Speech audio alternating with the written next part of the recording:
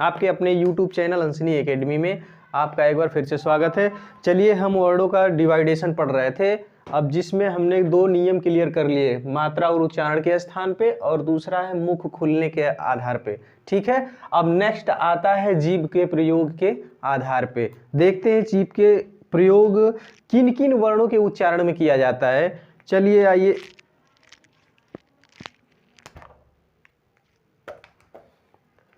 Number 3 है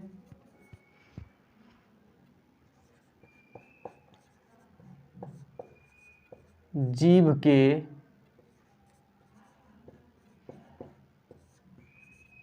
प्रयोग के आधार पर। ठीक है, जीभ के प्रयोग के आधार पे कौन कौन से ऐसे वर्ण हैं जिनका उच्चारण किया जाता है केवल जीभ के आधार पे। तो क्वेश्चंस इसमें कैसे आते हैं, जो इनके पार्ट होते हैं, जो इनके प्रयोग में डिवाइडेशन होता है, वर्गीकरण होता है, उससे क्वेश्चन उठाता है। अर्थात ये न पूछ देगा कि जीभ के प्रयोग के आधार पे कौन कौन से वर्णों का उच्चारण किया जाता है, ऐसा क्वेश्चन नहीं पूछता है दोस्तों। वो क्या करता है, क्वेश्चन को घुमा के पूछता है इनके इंटरनल, अर्थात कह लीजिए आंतरिक, या इनके कह लीजिए इनके आधार पे जो इनके विभाजन हुए हैं उनमें से क्वेश्चंस उठाता है। तो इनके आधार पे इन 3 प्रयोग किए गए हैं, या इनका जो वर्गीकरण है वो इनके कितने प्रकार हैं, 3 प्रकार हैं। ठीक है, 3 प्रकार कौन कौन से हैं दोस्तों। नंबर 1 है अग्रस्वर। ठीक है, अग्रस्वर न कह के वर्ड कह लीजिए ज्यादा उचित रहेगा, या स्वर ही कर लीजिए, ये भी सही है, कोई दिक्कत की बात नहीं है। अग्र स्वर, ये तो हो गया नंबर 1। नंबर 2 होता है मध्य स्वर। मध्य स्वर, ये तो हो गया नंबर 2। और नंबर 3 आता है आपका पश्च स्वर।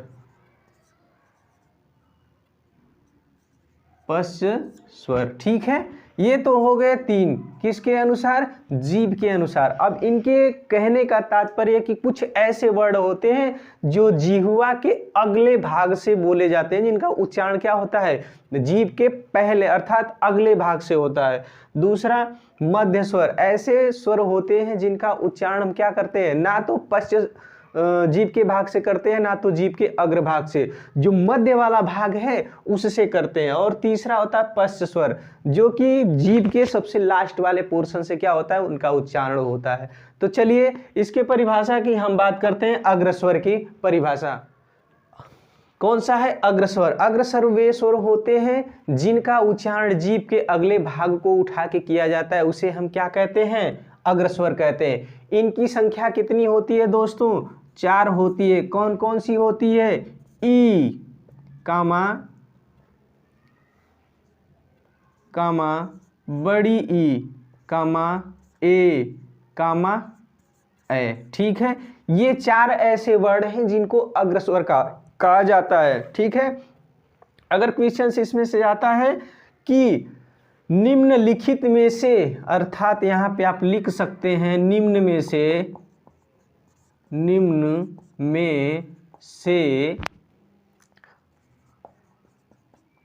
अग्रस्वर कौन, यहां पे 2 लिख लीजिए, 2 का मतलब हो गया कौन कौन से हैं। ठीक है, नंबर 1 दे देगा छोटी ई, नंबर 2 दे देगा बड़ी ई, नंबर 3 दे देगा ए, और नंबर 4 दे देगा ये सभी। ठीक है, ये सभी। तो इस कंडीशन में आप क्या कीजिएगा, अग्रस्वर की परिभाषा आप जानते ही हैं, और अग्रस्वर के बाद देख लीजिएगा कि अग्रस्वर में कौन कौन से वर्ड आते हैं, कौन कौन सा स्वर आता है। छोटी ई है, बड़ी ई है, ए है और ए है। ठीक है, अगर ये तीनों या चारों इनमें से कोई दिख रहा है, क्या है, छोटी ई इसमें है, ठीक है, ये भी है, बड़ी ई है, ये भी हमें दिख रहा है, ए है, ये भी है, ठीक है, और जो लास्ट वाला ऑप्शन दे रखा है, लिख रखा है, ये सभी। अर्थात इन तीनों में से कभी कभी गलतियां हो जाती हैं लड़कों से। क्या करते हैं लड़के कि अरे बड़ी ई दिख गया, चाहे छोटी ई दिख गया, ए दिख गया, तो इन सबों को न मार के, इनको न मार के क्या करते हैं, फर्स्ट वाला ऑप्शन मार के चले जाते हैं, कहते हैं इसमें तो हमारा एक है ही है, तो 2 नंबर का अगर क्वेश्चन है तो 1 नंबर हमें मिलना ही मिलना। नहीं, ये गलत है। 1 नंबर का क्वेश्चन है तो 1/2 उसका नहीं मिलेगा। क्यों नहीं मिलेगा? क्योंकि लास्ट वाला जो ऑप्शन दे रखा है ये सभी, तो हमें इन सारे खंडों को अर्थात इन सारे क्रमांकों को देखना है कि सारे 1 2 3 जो हैं इसके अंतर्गत तो आ रहे हैं, लेकिन लास्ट वाला जो ऑप्शन है ये सभी दे रखा है, तो हम क्या करेंगे इस कंडीशन में, नंबर 4 को मारेंगे ये सभी। ठीक है, तो ऐसी मिस्टेक आप मत कीजिएगा। अगर क्वेश्चन आता है इस प्रकार का तो आप भली प्रकार से उसे देख लीजिए, और एक बार क्या है वर्गों का जो वर्गीकरण है दोस्तों उसको आप भली प्रकार से पढ़ के जाइए, बिल्कुल दिक्कत नहीं होनी है। ठीक है, चलिए नंबर 2 आता है मध्य स्वर। मध्य स्वर, मध्य स्वर की परिभाषा है कि मध्य स्वर वे वर्ण होते हैं या मध्य स्वर का उच्चारण करते समय जो जिह्वा हमारी होती है वो सामान्य रूप से होती है। ठीक है, ना तो इसका अगला भाग उठता है ना तो पिछला, अर्थात सामान्य रूप से, या कह लीजिए परिभाषा कि जिस वर्ण का उच्चारण करते समय या जिस स्वर वर्ण का उच्चारण करते समय हमारी जो जिह्वा है वह सामान्य स्थिति में होती है उसे हम क्या कहते हैं, मध्य स्वर कहते हैं। इसके अंतर्गत कौन कौन से वर्ण आते हैं दोस्तों? इसके अंतर्गत एक वर्ण आता है, उसका नाम है अ। ठीक है, ये एकल एक ऐसा वर्ण है जिसका उच्चारण करते हमारी जिह्वा में कोई एक्टिविटी नहीं होती है। ठीक है, कोई भी एक्टिविटी नहीं होती है, हमारी जो जिह्वा होती है वो सामान्य होती है। जैसे आप उच्चारण करके देख लीजिए अ। ठीक है, जिह्वा हमारी क्या है, पूरी सामान्य स्थिति में बनी पड़ी है। लेकिन वहीं पे अगर हम अग्रस्वर की बात करते हैं तो अग्रस्वर में क्या होती है, जिह्वा इसमें एक्टिविटी में आ जाती है। कहने का तात्पर्य कि जिह्वा का जो अगला भाग है क्या है, ऊपर उठ जाता है इन वर्णों का उच्चारण करते समय। इसलिए हम इनको किस कैटेगरी में रखे हैं दोस्तों, अग्रस्वर। किसके अंतर्गत, जीभ के प्रयोग के आधार पे। ये केवल जो 4 हम 3 बता रहे हैं ये केवल जिह्वा मूली वर्ण है। ठीक है, जब इनका उच्चारण होता है दोस्तों तो ये जीभ में ना कोई इन तीनों में से एक्टिविटी होती रहती है। चलिए ठीक है, तो हमने मध्य स्वर को देख लिया, इसका कौन सा वर्ण है, अ। ठीक है, नेक्स्ट चलते हैं पश्च स्वर। ठीक है, पश्च स्वर वे स्वर होते हैं जिनका उच्चारण करते समय हमारे जीभ का जो पिछला भाग है वह ऊपर को आता है, अर्थात न तो इसमें सामान्य स्थिति होती है न तो अगला भाग उठता है। कौन सा, पश्च, जो जिह्वा का पिछला भाग है दोस्तों वह एक्टिविटी करता है, वह ऊपर आता है, तब इन वर्णों का उच्चारण होता है, अर्थात इन्हें क्या कहेंगे, पश्च स्वर कहेंगे। इनके अंतर्गत कौन कौन से वर्ण आते हैं दोस्तों एक बार देख लीजिए, आ, कामा, छोटा ऊ, कामा, बड़ा ऊ, कामा,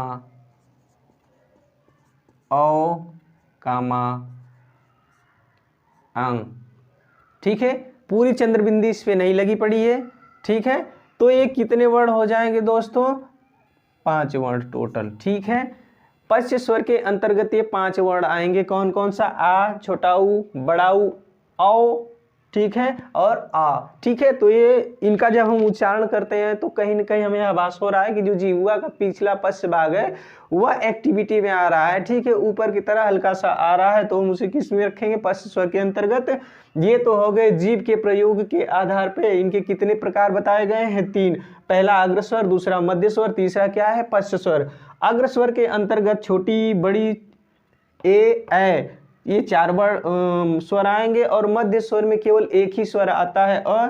पश्च स्वर में आ, ऊ, बड़ा ऊ, औ, अ। ठीक है, अगर इसमें से क्वेश्चन आता है कि मध्य स्वर किसे कहते हैं, तो इसकी परिभाषा हमने बताया है कि मध्य स्वर वे स्वर होते हैं जिनका उच्चारण करते समय जिह्वा जो होती है अपनी सामान्य अवस्था में रहती है, उसे हम मध्य स्वर कहते हैं। वहीं पे इनका जो वर्ड का डिवाइडेशन है, वर्गीकरण, इसके अंतर्गत कौन से वर्ड आते हैं, केवल अ आता है, और ठीक एक ही है। और अगर अग्र स्वर की बात करें तो इसमें 4 आते हैं। ठीक है, और वहीं पे पश्च स्वर की बात करें तो इसके अंतर्गत 5 स्वर आते हैं। नेक्स्ट चलते हैं, ये तो हो गया जिह्वा का। नंबर 4 आते हैं होठों की स्थिति के आधार पे स्वरों का वर्गीकरण। अरे भाई रविंदर, समझ में आ रहे हो? के आधार पे अच्छा जी। इसी तरह जो क्लास में होते हैं ना, 3 प्रकार के बच्चे होते हैं। एक तो होता है प्रतिभाशाली, नंबर 2 होता है मीडियम साइज का, और जो नंबर 3 होता है ना, वो जो पीछे बैठते हैं सबसे गधा, वो जड़ बुद्धि में गिने जाते हैं। तो एग्जामिनेशन एक घटना मुझे याद आ रही है। जो मेरे छोटे भाई हैं वो पढ़ाते हैं इंटर कॉलेज में, फिजिक्स का टीचर हैं, वो फिजिक्स पढ़ाते हैं। तो उन्होंने अभी छमाही परीक्षा भी थी, तो उन कॉपियों का मूल्यांकन कर रहे थे। तो कॉपी का जब मूल्यांकन कर रहे थे तो एक लड़की की कॉपी मिली। तो एक लड़की ने क्या लिख रखा था उसमें कि सर मुझे कुछ नहीं आता है, अगर आप नंबर देना चाहें तो दे दीजिए गुरुजी। तो भाई ने क्या करी, मुझे बुलाया, कह रहा भैया आ जाओ, देखो एक मैं कॉपी दिखा रहा हूँ, बड़े अजीब किस्म की है। मैंने कहा क्या चीज़ लिखा है भाई? फिजिक्स की कॉपी है। मैंने देखी तो उसमें लिखा है गुरुजी मुझे कुछ नहीं आता है, आपके समझ में आए तो नंबर दे दीजिएगा। मैंने कि चलो ठीक है भाई, इसको 0 नंबर दे दो। कह रही है तो 0 0 1 कर दो, इसे 1 नंबर इसकी मान रख लो। तो क्या किया भाई ने, 1 नंबर दे दिया उसे। तो ये जो ऐसे किस्म के बच्चे होते हैं बड़े शरारती होते हैं। हालांकि पढ़ते वढ़ते कुछ नहीं है, थोड़े शरारत करनी इनकी आदत पड़ जाती है। चलिए आइए चलते हैं ओठों की स्थिति के आधार पे स्वरों का वर्गीकरण।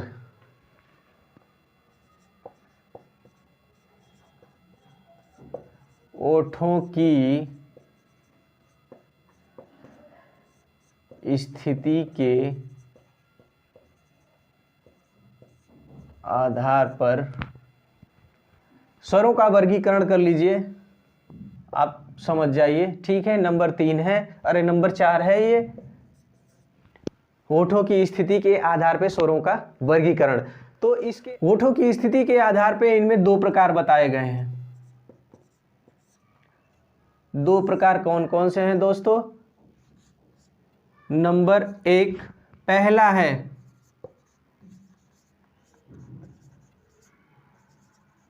अवृतमुखी, ठीक है, अवृतमुखी। और नंबर दूसरा है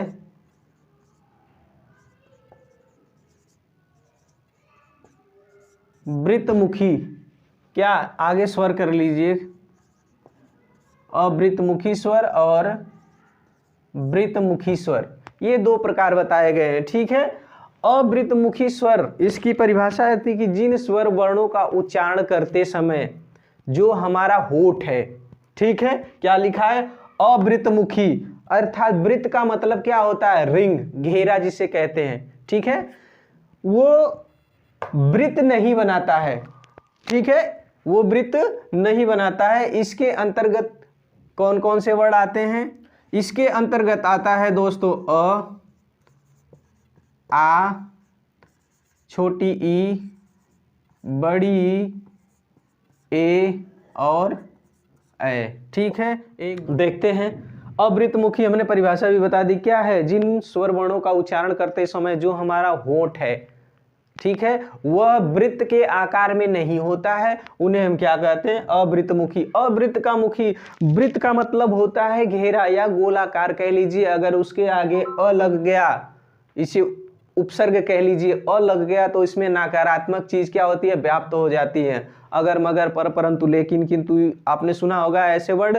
तो ये क्या है? ये इसके आगे अगर अ लिख देते तो इसमें नकारात्मक हो जाता है, अर्थात ये नहीं है। क्या नहीं है? वृत्त, गोलाकार, घेरा, रिंग, ये नहीं है। क्या करने में? इन स्वर वर्णों का उच्चारण करने में वृत्त नहीं बनना, अर्थात किसके? अवृतमुखी स्वर के अंतर्गत आता है। ठीक है, तो इनके अंतर्गत कितने? 6 वर्ड आते हैं, अ, आ, ई, बड़ी, ए और ए। ठीक है, नंबर 2 है, नंबर दूसरे में क्या है? वृत्तमुखी स्वर। जिन स्वर वर्णों का उच्चारण करते समय क्या होता है? वो रिंग बना ले, गोला बना ले, घेरा बना ले, उसे क्या कहेंगे? वृत्तमुखी स्वर कहेंगे। इसके अंतर्गत कितने वर्ड आते हैं दोस्तों? छोटा ऊ, बड़ाऊ ओ और अ। ठीक, ये कितने हैं? 5 वर्ण हैं। किसके अंतर्गत आएंगे दोस्तों? वृत्तमुखी। अब देख लीजिए, परिभाषा तो जो है सो ठीक है, लेकिन इनका उच्चारण करके भी आप दे सकते हैं। ऊ, तो जो होठ की स्थिति है यह क्या हो रही है? वृत्त अर्थात रिंग बना रही है। ठीक है, जैसे बड़ाऊ ऊ, ओ, आओ। ठीक है, जो लास्ट ऑप्शन है, मतलब जो वोट का लास्ट मोमेंट है दोस्तों, वह क्या है? यह रिंग बना रहा है, घेरा बना रहा है। और लास्ट वाला अ। ठीक है, अ अगर बोलते हैं ना, तो जो चंद्रबिंदी इस पे लगी ना अ, तो कहीं ना कहीं क्या है? वृत्तमुखी जो होठ है उसकी स्थिति क्या हो रही है? वृत्तमुखी। अर्थात होठों की स्थिति के आधार पे जो स्वरों का वर्गीकरण बताया गया है दोस्तों, वह 2 रूपों में बताया गया है। कौन कौन सा? अवृत्तमुखी और दूसरा वृत्तमुखी स्वर। ठीक है, इन दोनों में पहले जो अवृत्तमुखी स्वर है उसके अंतर्गत अ, आ, ई, ए आते हैं, और वृत्तमुखी स्वर के अंतर्गत छोटा ऊ, बड़ा ऊ, औ और अ आता है। ठीक है, नंबर 5 है हवा के नाक मुंह से निकलने के आधार पे। नंबर 5, हवा के नाक ऑब्लिक मुख से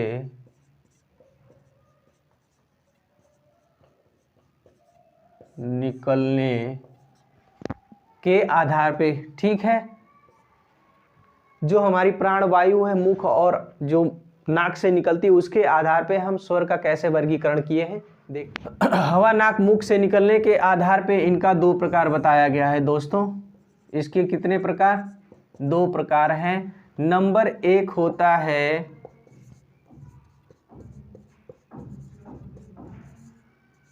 मौखिक स्वर, और दूसरा होता है अनुनासिक स्वर। ठीक है, अब इसकी परिभाषा देखते हैं। मौखिक स्वर की परिभाषा क्या होती है? जिन स्वर वर्णों का उच्चारण करते समय हवा केवल क्या? मुख से निकलती है। किस से निकलती है? मुख से। ठीक है, जिन स्वर वर्णों का उच्चारण करते समय जो हवा है, हमारी प्राणवायु है, केवल मुख से निकलती है, उन्हें हम मौखिक स्वर कहते हैं। और इसके अंतर्गत आते हैं वर्ण अ, आ और छोटी ई, 3 वर्ण आते हैं।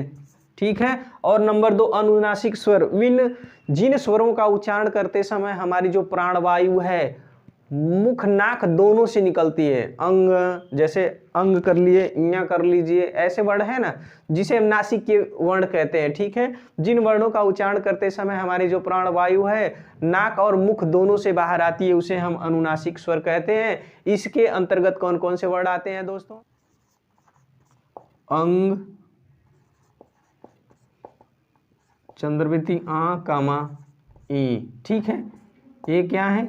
3 वर्ण इसके अंतर्गत आते हैं। कौन कौन से? अंग, आंग और ठीक है, ये क्या है? अनुनासिक स्वर हैं। ठीक है, आज के लिए इतना ही, धन्यवाद।